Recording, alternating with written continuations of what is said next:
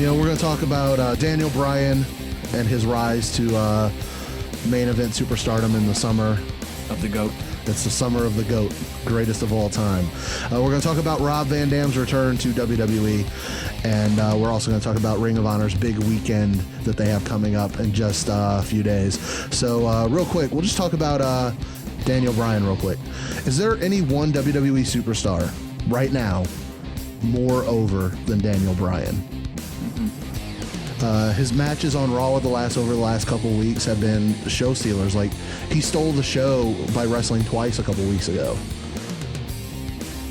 He wrestled a tag team match, and then I say he went on and he wrestled Ryback. And then later on that week on SmackDown, he wrestled again. And he's going to be in the main event on SmackDown this week against Dean Ambrose. Oh, man. So that will definitely be worth seeing. That will be definitely worth tuning into SmackDown. Friday Night SmackDown that they tape on Tuesday. Friday Night what? Friday Night SmackDown. Shut up, Chris.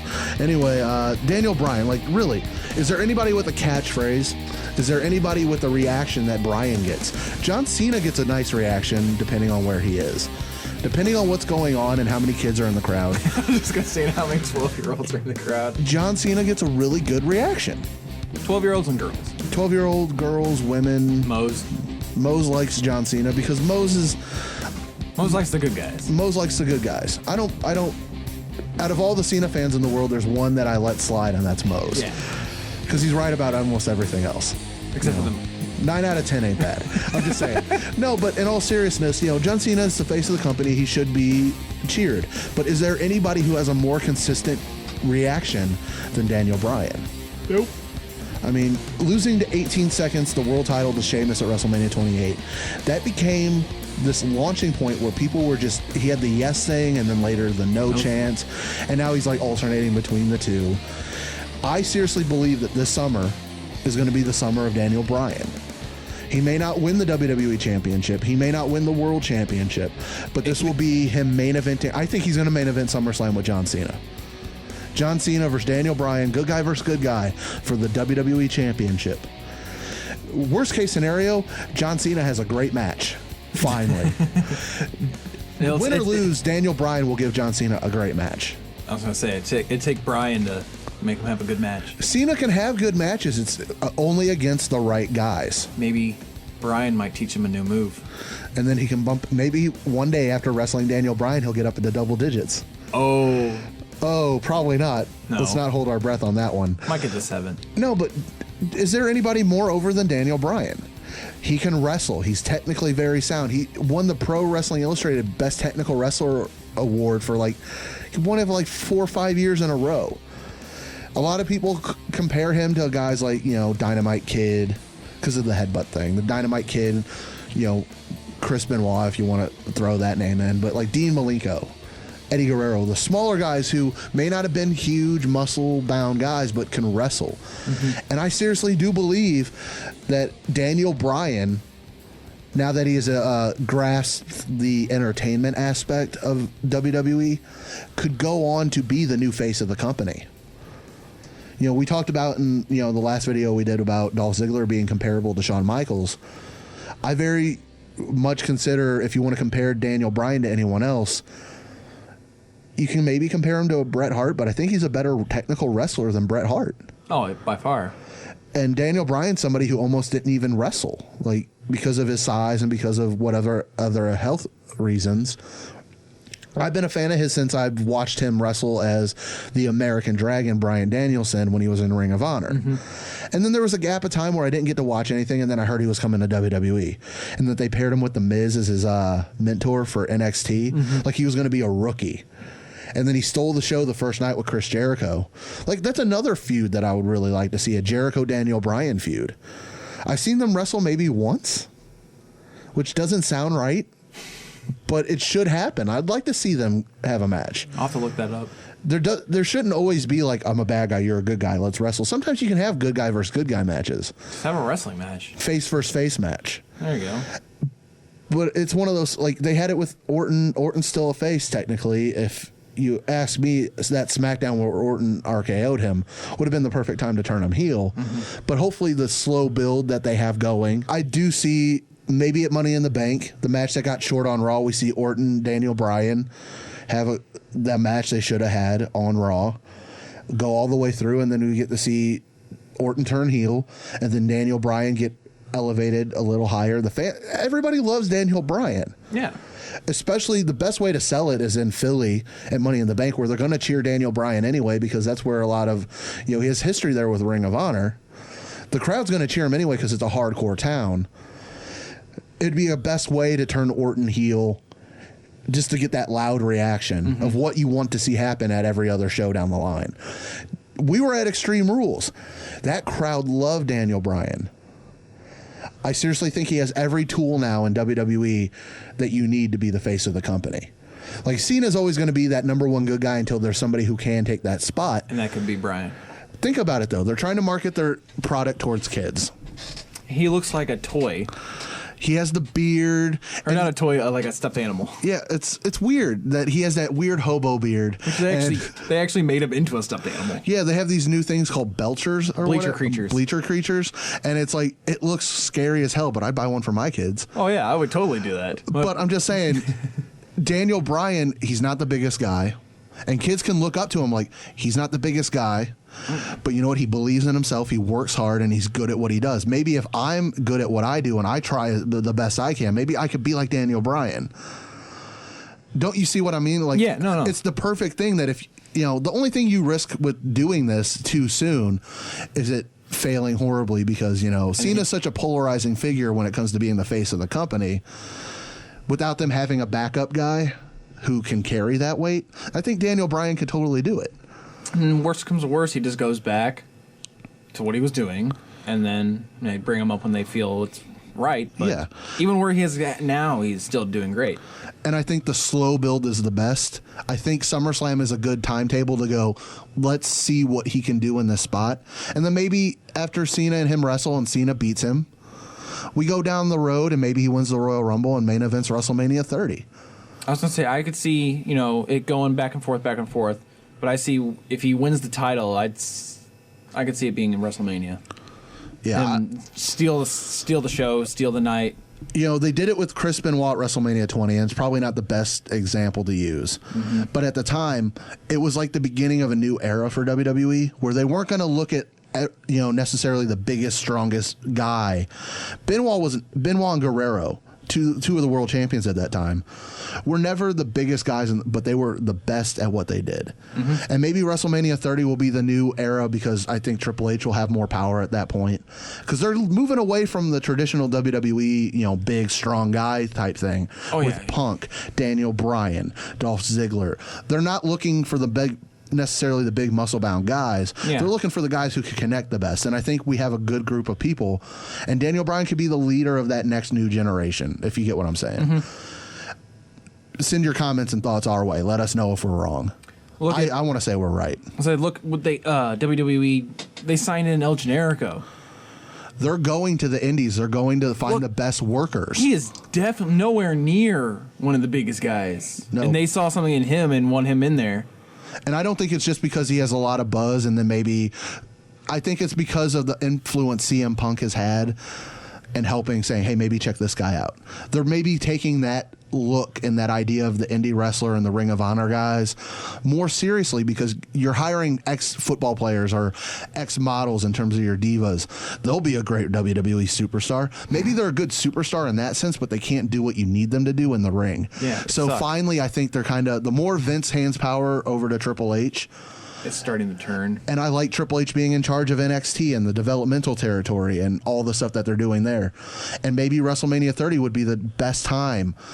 Maybe Daniel Bryan and John Cena have a match at WrestleMania 30 where Daniel Bryan makes Cena tap out.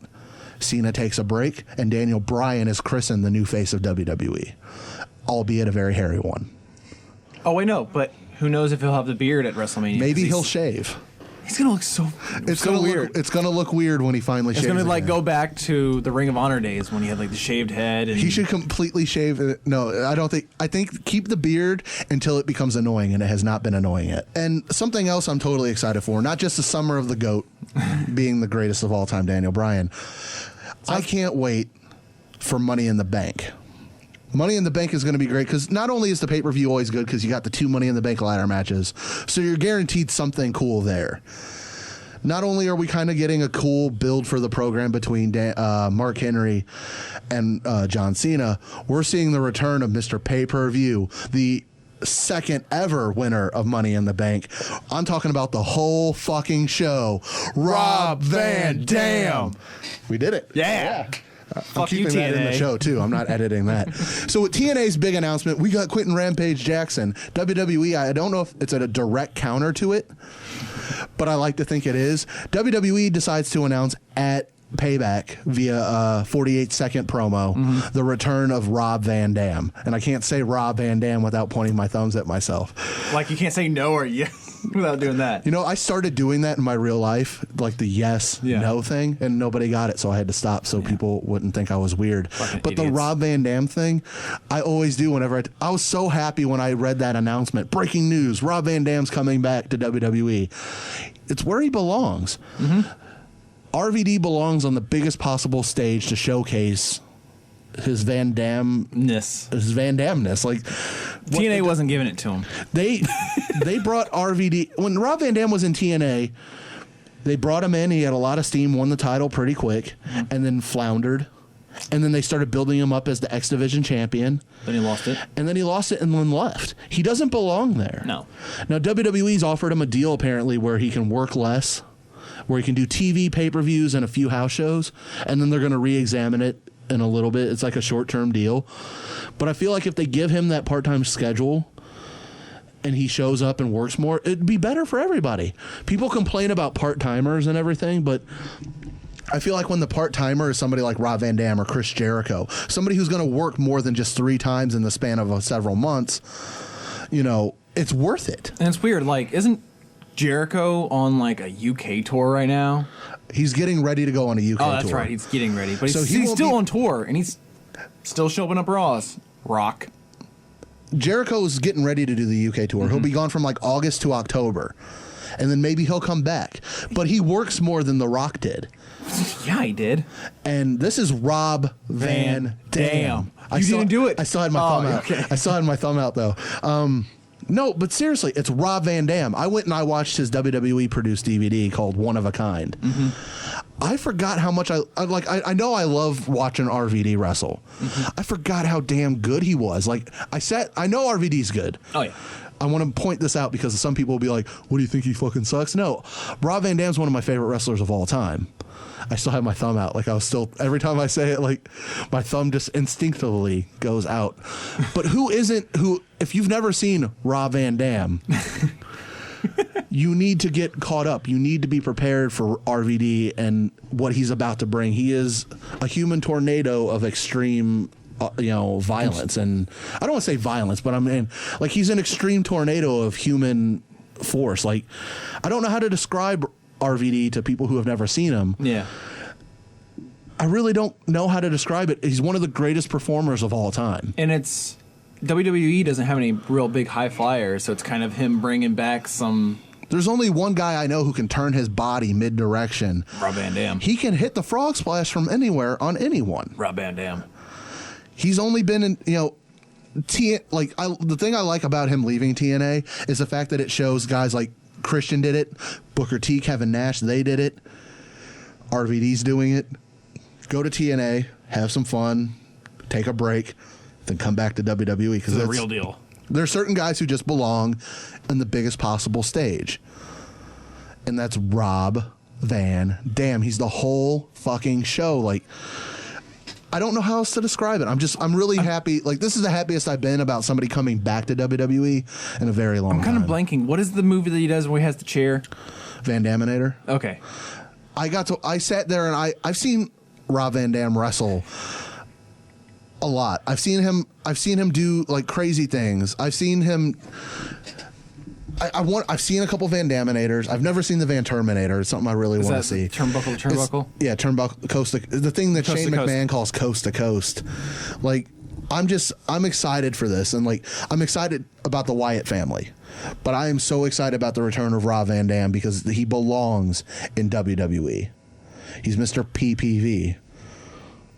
And I mean, this opens up a whole bunch of potential matches that he can have. Rob Van Dam versus CM Punk versus Daniel Bryan versus Chris Jericho, who he's wrestled before. But Punk and Daniel Bryan are two names that I want to see him wrestle, but they've never been on the roster at the same time. Yeah. Their paths have never crossed. Because he left before either of them came on board. He left before Daniel Bryan came on board. RVD and CM Punk, they've never had a match where there was just them. They were both in the Extreme Elimination Chamber in 2006. Right at the end of 2006, they were both participants in that. They had a little bit of an altercation, but nothing that I would consider worth paying for. Yeah. RVD versus CM Punk. If we never get CM Punk versus Stone Cold Steve Austin, if you give me Rob Van Dam versus CM Punk, and you give them 25 minutes, and you let them go all out, you have the capability of putting on a Van Dam Jerry Lynn style match in WWE. I feel like that would be the match that I'd pay $50 to watch just that match on pay-per-view. I'd pay that. Because and watch that be here in St. Louis. That would be even better. I feel like that deserves to be at a WrestleMania. Oh, I know. It deserves WrestleMania or at least big pay-per-view treatment. Like a Survivor Series, a SummerSlam, one of the top 4. Rumble. Pay-per-view, it shouldn't be wasted on a Raw. I'm just saying. Hell no. But I would love to see Daniel Bryan or CM Punk or guys like Tyson Kidd and Justin Gabriel, like more high flyers. But I'm also saying maybe guys like Wade Barrett, guys like Antonio Cesaro. That would be another one I'd want to see. That one I feel like we have the most possibility of seeing. Yeah. Antonio Cesaro versus Rob Van Dam. Also, I'd like there to be a ladder match on Raw where in the briefcase is a contract for the rights to the ring gear. Rob Van Dam versus Ryback. They fight over the airbrush singlet. Nice. It's something that everybody's been talking about, but I thought I'd throw that out. I haven't heard anybody talk about it. I'm just saying, like, I saw some meme. Somebody posted that WWE kid, who I hate. Dad, why is RVD wearing Ryback's ring gear? Oh, the little kid. And that makes me so mad. It's like, shut up, kid. You don't know anything about science. RVD coming back is the best possible thing that I could ask for WWE. You may not do some big, gigantic, crazy storyline like the Nexus or the WWE Invasion or what. No big, storyline. You give me Rob Van Dam, you have my money. Just give me RVD versus any one of the guys I just listed. You have my money. So we talked about Rob Van Dam coming back to WWE. Check. We talked about Daniel Bryan and the rise he's going to have over the summer to the upper main event status. I'm talking about WWE, John Cena main event. There's main event WWE, and then there's putting him in the ring with John Cena main eventing. Check. We talked about that. We need to talk about Ring of Honor Best in the World coming up Saturday. Yep. I wish we would have been able to get to this sooner. They also have a big TV taping coming up that has big ramifications for Ring of Honor storylines coming up for the next several months. I'm gonna just go over the card real quick. That way, if you don't keep up with Ring of Honor in the sense that, say you got time Saturday and you want to watch the pay-per-view, I highly implore you do, because they got a lot of good stuff coming up. What do they do Saturdays whenever they have the iPay-per-views with their show? Do they just not have a show? They have specials like Road Rage editions where they show a live event. This week they're actually doing something called The Life and Times of the Briscoe Family. Oh, so it's just not like an actual show. It's just like a special. It's like a special where they show the matches from special events that they do, because they record all their live events. Ring of Honor records the shows that they go, like they had one in Virginia called Relentless. They recorded it and put it out on DVD, and then this past week on Ring of Honor TV, that's what they showed. Okay. This week they have something coming up. It's like a documentary type thing about the Briscoe brothers, which I will be watching. You get to see the farm, and you get to see matches and stuff like that from the Briscoes. So Ring of Honor Best in the World coming up this Friday from the Duburn's Arena in Maryland. You have the American Wolves, Davey Richards and Eddie Edwards taking on Tadarius Thomas and ACH. Adam Cole versus Roderick Strong. Which they'll be in town. Yeah, ACH, Tadarius Thomas, and Davey Richards will all be in town, as will Kyle O'Reilly, one half of the World Tag Team Champions. There's a big indie show coming up in St. Louis where they'll be. Adam Cole versus Roderick Strong, BJ Whitmer versus Mike Bennett, Michael Elgin, who I talked to at this indie show that we went to, me and my buddy Mose made him laugh, so we broke Unbreakable Michael Elgin. Michael Elgin will be taking on Tommaso Ciampa. Matt Taven will defend the Ring of Honor World Television Championship against Jay Lethal and Jimmy Jacobs of Scum. What? I don't like Jimmy Jacobs. Nobody does, but I do. And what does that mean about me? Whatever. That you like guys in drag and call He doesn't wear the dress anymore. They call himself the Zombie Princess. The Zombie Princess. That is the dumbest name I've ever heard. The Zombie Princess is my favorite nickname for any wrestler of all time. It's just, I don't know why. I think it's hilarious. I think it's retarded. Red Dragon, Kyle O'Reilly and Bobby Fish defend the Ring of Honor World Tag Team titles against Caprice Coleman, Cedric Alexander, and the team of Rhett Titus and Cliff Compton from Scum. The tag team title match and the world television title match were made triple threat matches to include guys from Scum as part of the Ring of Honor Scum storyline. Mm-hmm. Kevin Steen finally gets his hands on Matt Hardy. He has worked his way through the rest of Scum. He has beaten everybody else. Matt Hardy's the last on the list. And Jay Briscoe. It's not hard to beat. No, Kevin Steen will destroy and then eat Matt Hardy alive. Yes. Jay Briscoe defends the Ring of Honor World title against Mark Briscoe. Nobody fights like family. And if Matt Hardy survives Kevin Steen, which I don't think he will. If he survives Kevin Steen, he gets a shot at Jay or Mark Briscoe the next night at their TV tapings. And they have a nice lineup for their TV tapings. Matt Hardy gets his world title shot against one of the Briscoes. Veda Scott takes on Mischief. But Steel Cage Warfare, it's going to be 4 guys from Ring of Honor, 4 guys from Scum. And the stipulations are, if Scum wins, Steve Corino takes over Nigel McGuinness's job as the matchmaker for Ring of Honor. And if ROH wins, Scum must disband. And then Steve Corino will apologize and pretty much have to do whatever Nigel McGuinness says. He's his bitch. He'll be his bitch. Team Ring of Honor will be Jay or Mark Briscoe. Whoever loses the Ring of Honor World title match will be on Team Ring of Honor as Steel Cage Warfare. Yeah, because the other one has to face Fat Hardy. Yeah. Michael Elgin, Jay Lethal, and BJ Whitmer will take on Scums, Jimmy Jacobs, Rhett Titus, Cliff Compton, and Rhino. Ring of Honor Best in the World that's coming up this upcoming Saturday. I want to definitely talk about indie wrestling, supporting your local indie wrestling. We have been. We went to Dynamo Pro at a local place called Pops here in St. Louis, or technically Illinois. Yeah. Then we went to their show just this past Friday at the Sports Academy in Glen Carbon, Illinois. On the Game Road. On the Game Drive. On the Game Drive. It's the Game Drive. Yeah. And the great thing was they had Mischief and Michael Elgin. That was the thing that drove us there. I'm like, let's go. I want to see Unbreakable Michael Elgin because I'm a fan of his. Mm-hmm. And I've been getting there. And I actually went up and talked to him. We talked about this just a few minutes ago. But it was cool to see him. Like, he looks so bored and lonely at the table. But it's one of those things. Ring of Honor still finding its fan base. I mean, it's syndicated TV. Real wrestling fans find it. Hopefully they like it. Like, me and you were talking just, earlier about how Ring of Honor used to not be storyline heavy. Well, there's always sort of been a storyline. There's always been a framework to get to the match because they want to have this match. Yeah, everything has something. Sometimes you have just a match for the match. Sometimes you need more to get you and more invested in the match. Yeah. And they're doing that with the Scum thing and little things here and there. I don't think it's too far of a departure from what Ring of Honor's ever done. Yeah. Maybe it just might seem a little bit bigger because, the roster seems a little thinner, whatever your complaint is. But I really liked the show we went to. The main event, I'm not going to lie, I wasn't as into the main event because I didn't really care about the guys going into it. Yeah. One guy was really old.